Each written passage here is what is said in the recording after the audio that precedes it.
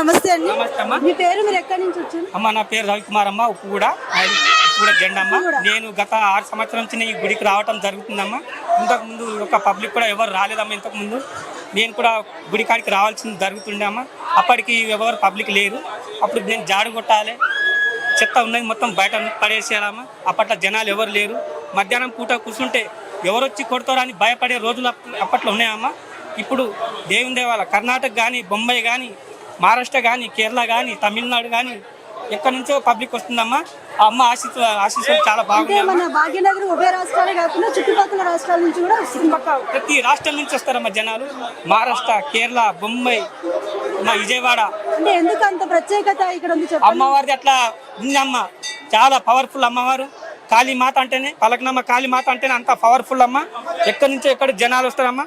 అమ్మ తల్లి ఏదైనా కోరుకున్న వరము ఇమ్మీడియట్గా ఇచ్చేస్తుంది అమ్మ. అమ్మకు 5 వారాలు, సండే కానీ, మంగళవారం కానీ, బుధవారం ఎప్పుడైనా సరే అమ్మ, ఏ వారంకైనా ముడుపు కట్టుకున్నారమ్మా. ఆ ముడుపు కట్టిన 5వ వారానికి లోపలనే అమ్మ కోరిక తీరుస్తుంది. సంతానం లేని వాళ్ళకి సంతానం కలిగిస్తుంది.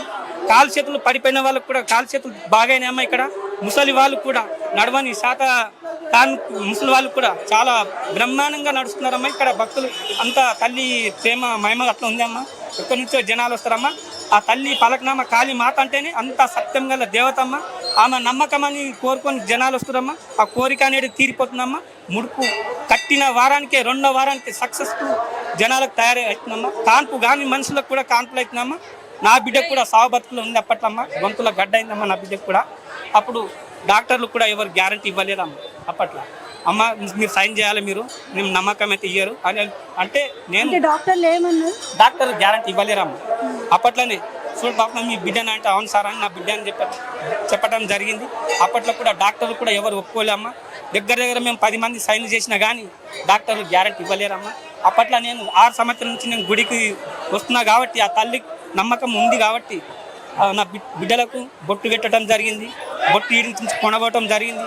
ఈ గుడికి రావటం దర్శనం చేసుకున్న డాక్టర్ ఇమ్మీడియట్గా నాకు ఫోన్ చేసి చూడు బాబు మీ పాపకు ఇమ్మీడియట్గా సక్సెస్ఫుల్ ఆపరేషన్ అవుతుంది, మీరు ఏ టెన్షన్ పడవలసిన అవసరం లేదు అంటే అప్పట్లో నా కాలు చేతులు లేచి నిలబడ్డాయమ్మ.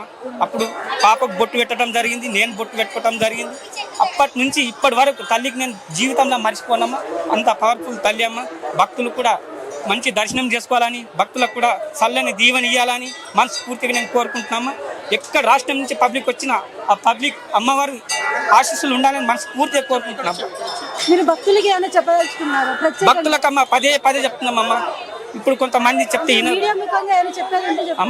మీడియా ముఖంగా భక్తులకి ఏమైనా చెప్పాలనుకుంటే భక్తులకు నేను ఒకటే కోరుకున్నదమ్మా, కొట్లాటలు కావద్దు, నిదానం రావాలి, తొందరపాటు ఉండకూడదమ్మా. నిదానం అమ్మవారికి దర్శనం చేసుకుంటే వచ్చినప్పుడు నిదానం, తొందరపాటు లేకుండా నిదానం రావాలి. మనస్ఫూర్తిగా అమ్మవారికి దర్శనం చేసుకోవాలి. మీరు అమ్మవారికి ఏం కోరుకుంటారో కోరుకోవాలి. ఆ మనస్ఫూర్తి అమ్మ తల్లి మీకు సంతానం కానీ ఏ పరిస్థితి మీకు తొలగించాలన్న మనస్ఫూర్తిగా నేను భక్తులకు చెప్పడం జరుగుతుందమ్మా. భక్తులు ఎట్టి పరిస్థితుల్లో కొట్లాటలు కావద్దు, నిదానం రావాలమ్మా. భక్తులకు తొందరపాటు ఉండొద్దు. ఎంత నిదానం భక్తులు వస్తే అంత భక్తులకు చాలా మంచిదమ్మా. అమ్మ ఎప్పటికైనా చూస్తూనే ఉంటుంది, కన్ను తెరిచి చూస్తూనే ఉంటుంది అమ్మ. భక్తులకు ఎవరు ఏం చేస్తున్నారు, ఎవరు ఏం చేస్తున్నారు అనేది కూడా అమ్మవారికి అన్ని కన్ను పెడుతుందమ్మా. అమ్మకు 1000 కన్ను ఉన్నాయమ్మ. అమ్మకు 1000 కన్ను ఉంటుంది, అన్ని రాష్ట్రం మొత్తం చూస్తూనే ఉంటుంది ఆమె.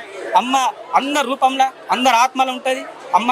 ఎప్పటికైనా సరే భక్తులకు మనస్ఫూర్తి ఆ కోరికలు మనస్ఫూర్తిగా నేను చెప్పటం. దేవాలయం గురించి ఇంకేమైనా కోరుకుంటున్నారా మీరు? అంటే దేవాలయం అమ్మ ఎప్పటికైనా భక్తులు రావాలన్న మనస్ఫూర్తిగా నేను కోరుకుంటున్నామా. ఆ తల్లికి దర్శనం చేసుకోవాలని నేను మనస్ఫూర్తిగా కోరుకుంటున్నాను. ఆ తల్లి కూడా భక్తులకు మనస్ఫూర్తిగా వరం ఇవ్వాలని కోరుకుంటున్నామా. ఎలాంటి భక్తులైనా సరే అమ్మ, కాలు చేతులు పడిపోయిన వాళ్ళు కానీ, కాన్పు కాని వాళ్ళు కానీ, వాళ్ళు ఎవరైనా కోరుకుంటే అమ్మ తల్లి మనస్ఫూర్తిగా నేను కోరిక వరం ఇవ్వాలని మనస్ఫూర్తిగా కోరుకుంటున్నాను. నమస్తే, థ్యాంక్ యూ.